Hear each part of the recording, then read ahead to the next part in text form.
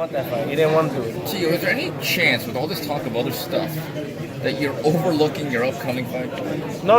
I still have April 20th on mine. You know, all this would be a race if we don't do what we have to do April 20th. I already know that. You know, so it's not overlooking the opponent that I'm facing. I know that he's definitely going to come out there and try to win and look outstanding and things like that. His only 2 losses have been by majority decision or a split decision. He's never been dropped, or, well, probably been dropped, I don't know. He's never been knocked out, obviously. So come April 20th, it motivates me, you know. So if he's doing good, I want to do great. And that's what we're going to do.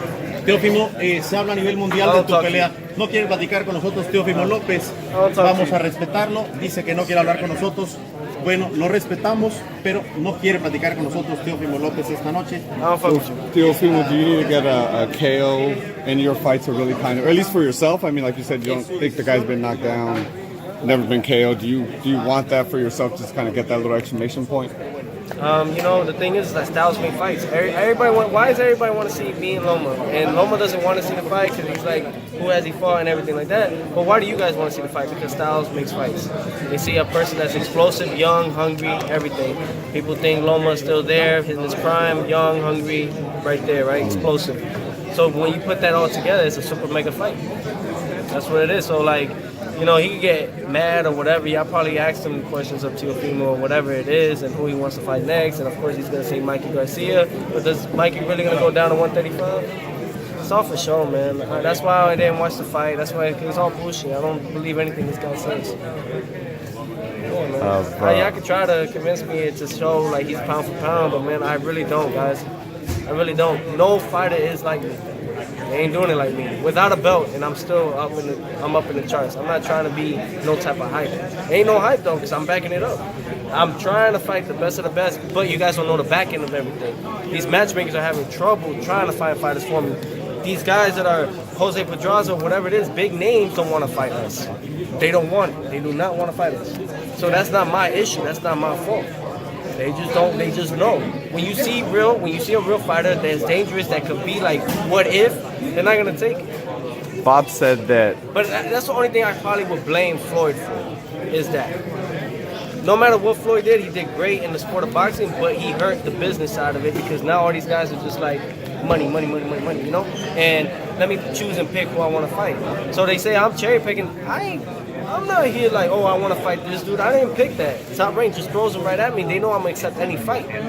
They had problems this time around to find an opponent. It took them probably like close to a month to find somebody, finally. And it was this guy, Edis Tatley. And that's just another victim that I'm going to take out. Bob said that Loma's in his prime right now, and he said that you're approaching your prime.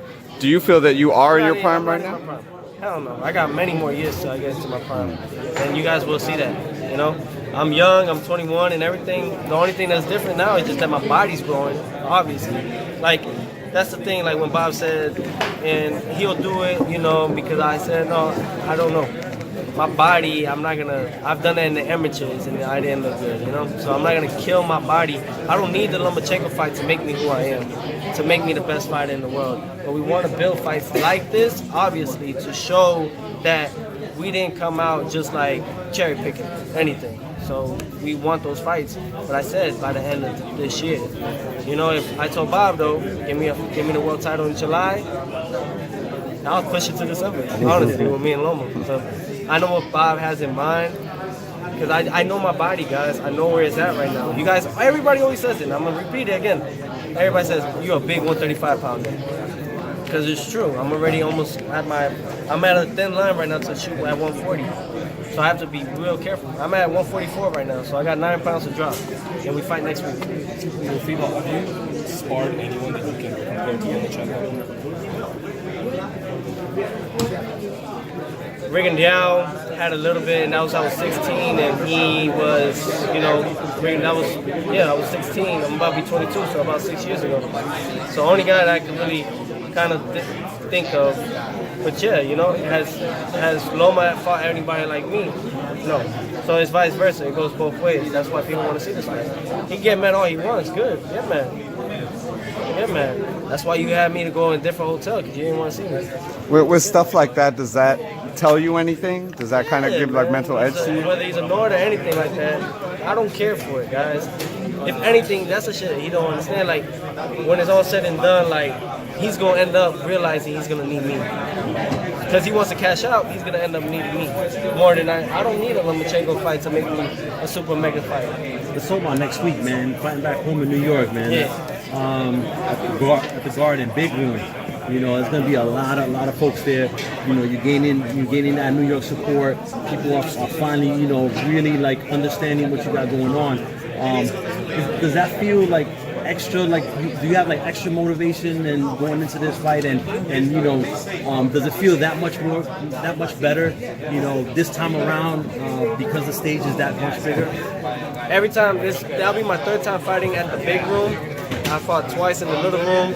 So in altogether, in total, 5 fights at the Madison Square Garden, and it's the Mecca of boxing. So yeah, the magnitude of it all, man. And going down that alley before you get into the ring, everything, all hearing all the crowd scream and everything, picking the right song for everybody to get pumped. That's the type of fighter I am. Because I love to entertain. I love all that. I'm an attention whore. Let's just say. That's what it is. I'm an attention whore. I love it. So, and it's not even like. That's the thing, like, people get confused that they think that I'm just doing it just for a hype or anything. No. But what I do, I love to show off. That's the thing, I love to show off, and that's what I always do, man. I had that in the amateurs, but the judges hated me for it and everything. Now it's where I feel at home and at peace, because when I'm in that ring, can't nobody tell me what to do. I listen to my father, he knows what I have to do, and then we go in there, we synced. But can't nobody tell me. At that moment, when I'm in that ring, bro, I don't feel anything. I don't remember anything. That's another thing. I don't remember anything, any of my fights, like anything. When I look back, if I look at film, I'm like, damn, I really did that. It's crazy, back in the hand and stuff like that. But everything just is like in sync, man. It just happens. All that happens just like that. And when I'm in there, man, I honestly feel like God is with me, always protecting me and making sure I'm okay. You know, to live another day, man. Teófimo, I'm sorry if it's